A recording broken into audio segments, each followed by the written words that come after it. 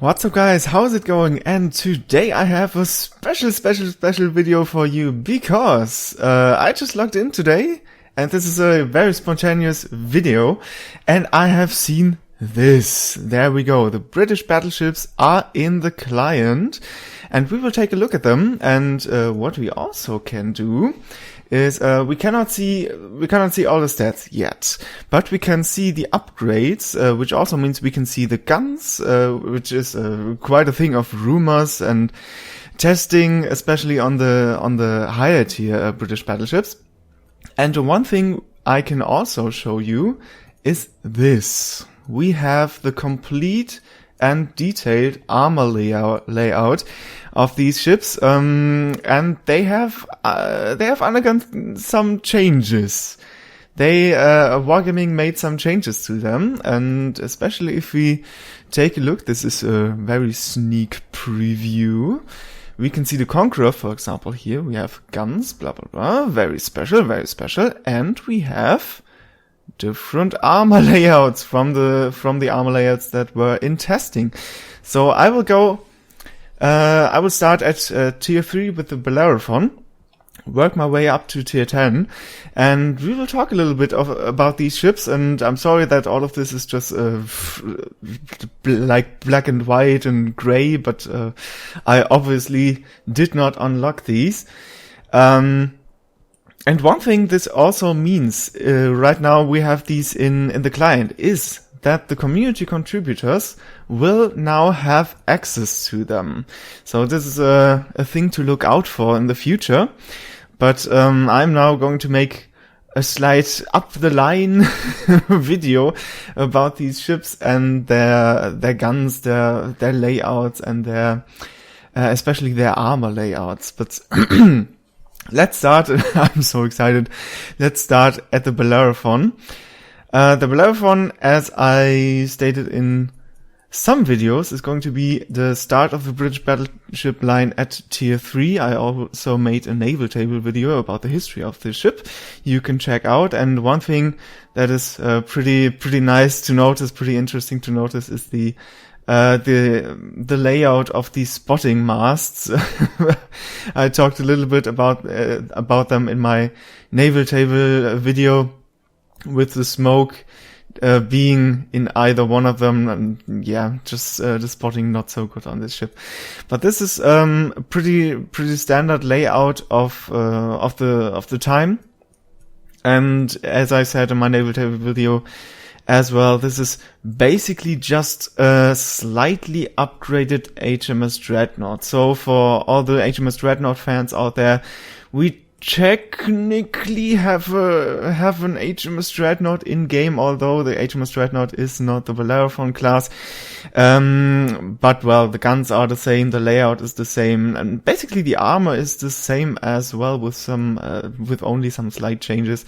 And this is basically to make way for an HMS Dreadnought premium ship, possibly at tier 3 in the future. So Wargaming can, I guess, cash in on the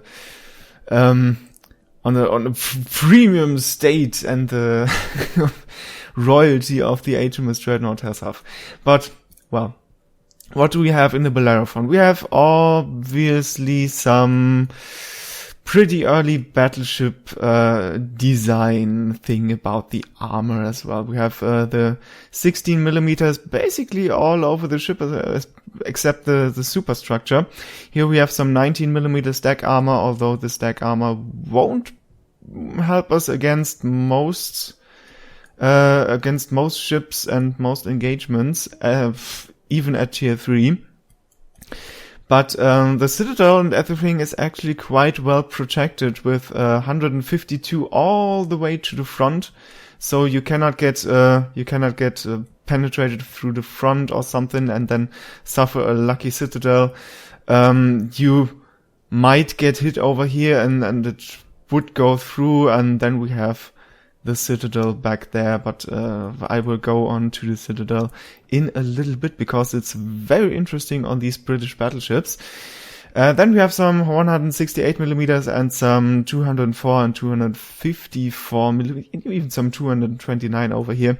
And this is quite interesting. Some really small 254 millimeters right below the barbette of, or right over the barbette of these side turrets here, which is quite important because on other ships, this might not be there, but directly behind it is obviously the barbette of these side turrets, which would count as a citadel hit. So it's very important that this 254 millimeter strip, or the small section here, is where it is, so you won't get citadel right under the gun turret right here, and this prevents it basically.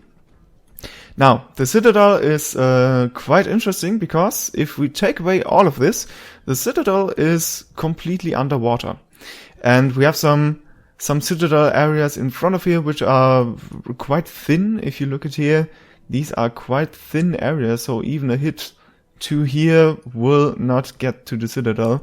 Only if we get to midships, the citadel gets wider, and even there it's not even in the same area as the outside of your ship. So the citadel is actually quite well protected, even with some citadel torpedo bulkheads, although these are just under extensions under the barbettes of these side turrets. And all the way through we have actually quite some thick-ish armor with 38 millimeters and 51 in the front areas, and some, 19 millimeters. So, but these areas I think won't get hit as often. If you see, it even has some little turtleback action going on with 57 millimeters and 76, a really small strip of 76 millimeters. So this ship is going to be very well protected in the citadel department, which is quite nice, which is actually a trait of pretty much all British battleships, as I briefly brushed over them. Well, now we go to the Tier 4 ship, the Orion, and we can quite clearly see there is some design improvement. We now have center-lined, even super-firing center-lined guns, with the middle turret here being the odd one out, being stuck in the middle. But as it seems, these angles on these superstructure areas are quite okay. So you might be firing out to about here, and very, very well in the front as well to about here. So this is this turret might be usable, not as some other turrets on, let's say, the Wyoming or something, where you might turn the ship like this, and obviously you now have the broadside of the ship to shoot at. With this ship, you might angle in like this and quite be okay with the backside. Well, you might open a little bit more, but this is as well quite okay for a ship of this tier. So the armor layout, again 19 millimeters, nothing special right here. The superstructure now 13 millimeters, and the deck armor in the midship area is actually 38 millimeters, so quite thick there for the tier. The back end obviously not very good, not very well protected, with the armor strip of 63 millimeters, not reaching out to the end of the ship. And now it's actually a little bit weaker than the Bellerophon, because now we see this ship doesn't have the front part protected as well, with some armor strips on the belt armor reaching out to the front of the ship, but still 305 millimeters to the side, 229, 203. These are very thick armor parts. And if we look below that, we again have a turtleback, a slight turtleback of 25 millimeters at, what is this, roughly like 40-degree angle or something. And again, we have, if we take all of this away, we have a really narrow citadel in the middle, so the shells that enter your ship will have to get there and then penetrate another 38 millimeters, it seems. 25 there. But again, 38 perhaps, because, because the turret is there. 38 in the front and 25 on the side. But as I said, you have to penetrate all of these as well, so actually quite well protected. And again, the whole citadel is completely under the waterline. So it's a very difficult shot if you can even manage to get this shot, because, well, as I said, the whole citadel is under the waterline. So, going up to the next one, we have the Iron Duke at tier 5. Now, 90mm bow and probably as well stern armor. Yes, 19mm right there.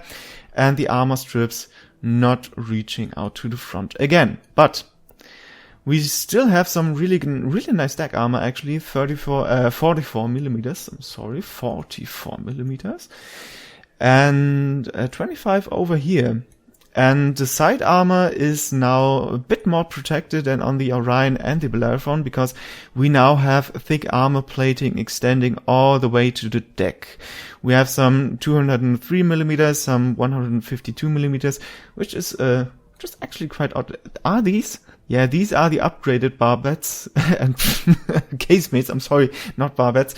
These are the upgraded casemates for the guys who followed my naval table episode on the Iron Duke. The Iron Duke had some really interesting problems in its first stage with these casemates, but it seems like even on the AHAL these casemates are the upgraded ones already.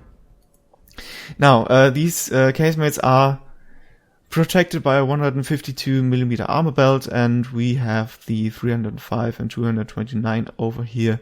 Again, looking under that, we still have a turtleback of 25mm, and yeah, the citadel is quite oddly shaped on these ships. It's a little bit out and in and out and in, but it creates it basically creates more way the incoming shells have to travel to get to the citadel, which is nice. And again, as you can see, the citadel is completely underwater, which by now should be obvious that it is a trait of these British battleships. Citadel quite nicely protected. Obviously, we don't have any other stats, so it might be counteracted by hit points or something. But as it stands right now, the citadel is superbly protected. Now, going on to the Queen Elizabeth, and I'm kind of rushing through this, but I have to get this video out. I have to do this in time.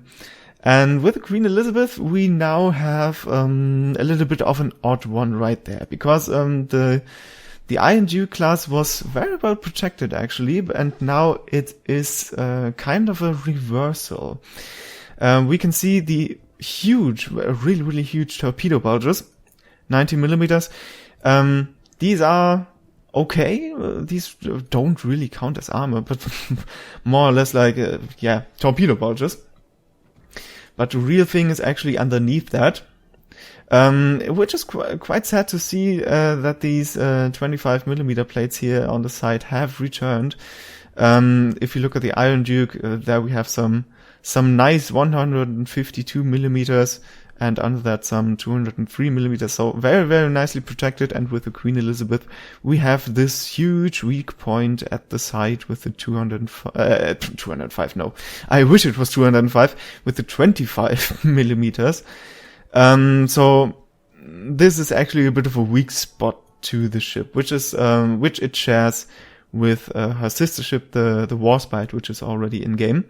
But the rest is actually quite nice, 152 right here, and 330, which is actually better than the Iron Duke at tier 5, which is nice. And we still have a turtleback of now 127mm. Holy crap. Yeah, that's really nice.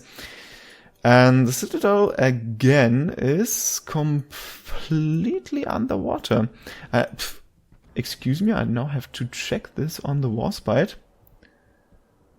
Yeah, the Warspite's citadel is also completely underwater, but the numbers are a little bit different, it seems. We have 89, 127, and 51. Going back to Queen Elizabeth, we have... Oh no!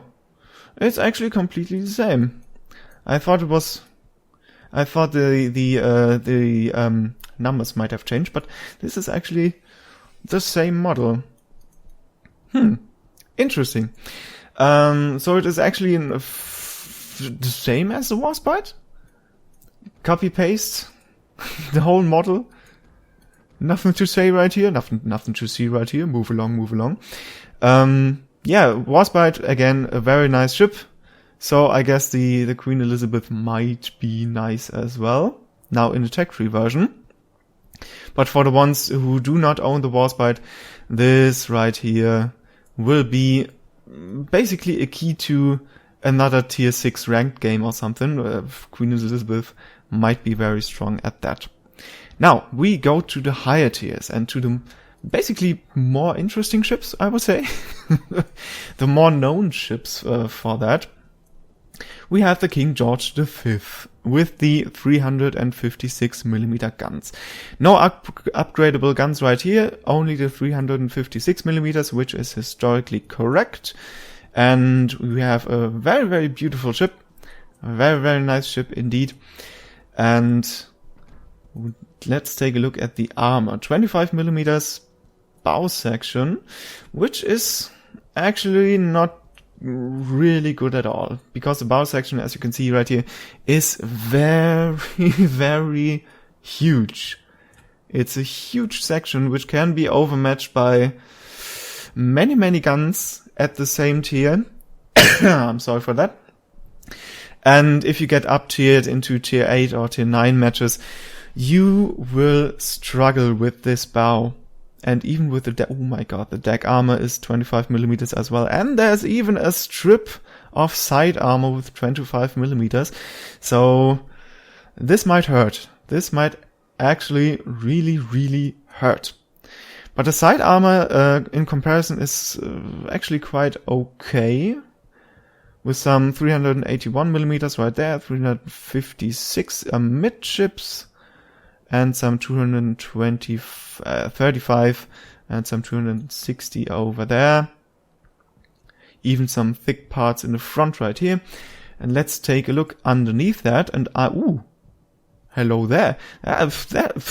Everything is seems to be quite flat on this one. Quite rectangular. Let's get rid of these guys. Oh. I see where this is going. Yeah, okay, this is actually really nice. Oh my god. It seems like the Citadel is not even below the waterline, but way below the waterline. This is like 1 or 2 meters below the waterline. I see where this is going. Okay, now in the King George V, we have a ship that eats a lot of penetration damage, especially from battleships, the same entire tier. Actually, also eats a lot of HE damage. So HE spammers will have a feast on this one. But it probably will not get Citadeled as often, because, well, if you look at the Citadel, this is 2 or 3 meters below the waterline. The Citadel is, although it is not as thick as some other Citadels, especially the top part, but the top part is protected by these parts as well. So this might actually be a hard ship to Citadel. Not to damage, because, well, 25mm won't stop shit. But yeah, the Citadel is way below the waterline, so yeah. Interesting design, and let's see how this ends up in the even higher tiers. So we have the Monarch with the 381mm guns, basically an upgraded King George V design, with these triple turrets, 3 triple turrets with 381mm guns. The rest should be actually the same. Secondaries, the whole setup. And it should actually be the same overall setup in armor as well. Obviously, we have some upgrades to the armor belt and the deck armor and the fore and aft plating, now being 32mm instead of 25mm. which is only a marginal upgrade because this ship will face tier 10 ships with sufficiently high caliber that they will overmatch this as well. So the same basic rule applies. This ship will get penetrated and will get set on fire and will eat HE damage by HE spammers. But let's look at the Citadel again, and yeah, it's basically the same Citadel as it is basically the same ship, or the same hull of the ship, and the same numbers on the Citadel as well. So again, as I said, on the King George V, will eat a ton of damage from penetration and HE spammers, but the Citadel is quite well protected. So there we have it. So going on to the tier 9. Next ship, which is the Lion now basically being an upgraded Monarch, as the Monarch is basically now an intermediate step between the King George V at tier 7 and the Lion at tier 9. The Lion obviously was planned but never built. So we have our first real paper design, with the Monarch being, well, the Monarch was actually a planned King George V, so it's not an entirely paper design. Only the guns and gun setups and turrets were paper designs, basically. But the Lion, we have our first real paper design ship. And now we can see we have the 406mm guns, which were planned for Lion, and we have an upgrade to them. We have the 419mm guns in there. So the pros and cons on these are not quite clear because, well, as I stated at the beginning, I don't have the exact data on these guns or these ships in general. But let's look at the armor, and we can quite clearly see this looks awfully familiar. Yeah, 32mm, the same as the tier 8 Monarch, so actually absolutely the same as the tier 8 Monarch. 381mm, 260. Yeah, this is absolutely the same. Let's look inside. Well, let's look at you. Well, it's basically the same. And here again. Okay. These high tier British battleships share these super protected citadels, with the rest of the ship being basically left out in the open. So again, this ship will get penetrated, will get set on fire, but the citadel is quite safe. Nice design, actually. I'm very looking forward to playing with these ships, because I'm very intrigued of the whole design of these, if it works at all. Because the citadel is quite well protected, which would say to me you should go against other battleships, like brawling with them or something. And even some heavy cruisers or stuff like that.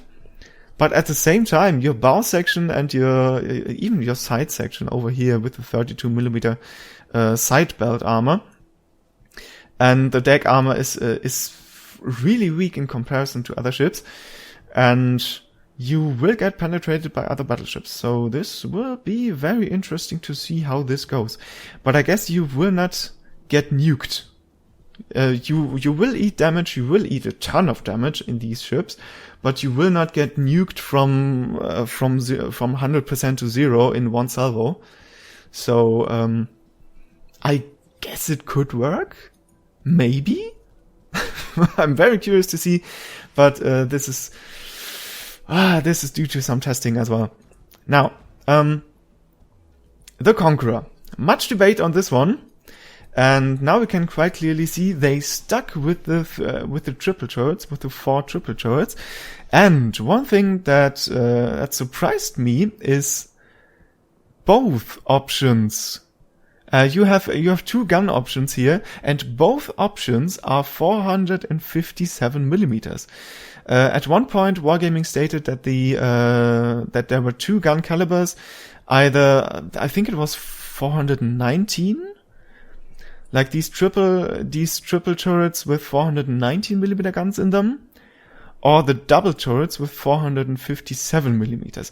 This might be a typo right here, that this is supposed to be the 419mm guns, but it could also be that you can decide if you have more guns, probably more inaccurate guns, with 457 millimeters, or if you go for double turrets, and then your guns are more precise. Could be. But we will have to wait on some gameplay for that. But this could actually be, if this is not a typo, if this is a typo, then, well, screw me. But if this is not a typo, we could in theory expect these standard triple turrets to be inaccurate, or quote unquote inaccurate, compared to the upgraded ones, and these upgraded ones being the double turrets, and so effectively less guns, but more accurate guns. This might be very interesting. So now you have a real option, not only let's grind through the standard turret and then get the upgraded ones and stick with them. Now you have a real option if you want to have more guns with slightly inaccurate, or do you want less guns and them being more accurate? Pros and cons on both of them, especially against cruisers or against battleships and so on and so forth. So this might be a discussion in of its own. And let's look at the armor layout, and again, the same thing as on the King George V and upwards. Basically the same layout, but here we go. I think it was Jingles who stated in one of his last videos that the Conqueror would have terrible side armor, like 200 millimeters or something. Now Wargaming has basically buffed the Conqueror. The Conqueror has now 406 millimeter armor belt, which is huge. That is like Montana and Yamato stuff right there. 279 below the waterline. And let's look inside again. Even the Warship armor is 403 millimeters, so this is quite thick as well. And let's look at this. Oh yeah, the Citadel roof is quite well protected as well, and the sides are again okay. Even for the tier, they are okay. But as I said, with all these high tier British battleships, the Citadel is like 1 to 3 meters below the waterline, so very, very hard to hit, and basically very, very, very hard to nuke these ships. But again, as I stated earlier, these ships will eat a ton of damage from penetration and high explosive alone. Especially, it seems like the thin side belt here got even bigger. If we look at the line, yeah, it's definitely got bigger. This is like, what is this, 2 meters or something? This is like 3 meters or 4 meters even. So, yeah, a bit of a problem right there. A bit of a problem with the huge front and all of these thin armor platings. But again, the Citadel is very well protected as well, as with the armor belt and with the Citadel being a couple of meters below the waterline. So these ships are quite competitive, I would think, from these first impressions, especially with the armor layout. The lower tier ships up to tier basically tier 6, albeit I would exclude the Queen Elizabeth, because the Queen Elizabeth has some really obvious weak points, as well as the Warspite.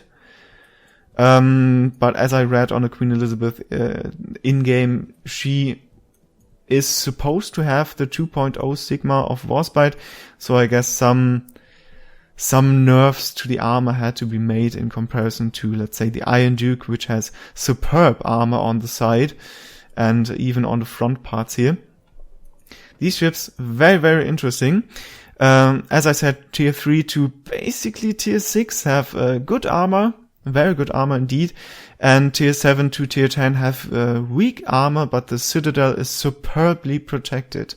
I don't think you could ask for more. Yes, you could ask for a turtleback like on the like on the German ships, but the German citadel, I think, reaches out of the water. Let's check on, let's say, the Friedrich der Große, or is not even not protected as well. The German citadel reaches out of the water like 1-2 meters. So yeah, there's the whole difference. The Germans have a citadel. Germans have a turtleback protected citadel, while the British battleships don't. Not the Hindenburg. Come on, come on, work with me, game. While the British battleships do not have a turtleback, but the citadel is way below the waterline. Very interesting design. I'm very looking forward to playing with these ships. What do you think about them? What do you think about the whole armor layout and the weak points in them, and basically the change from tier 3 to 6 to the high tiers, tier 7 to tier 10? Let me know in the comments, and I will see you in the next one. Have a great day.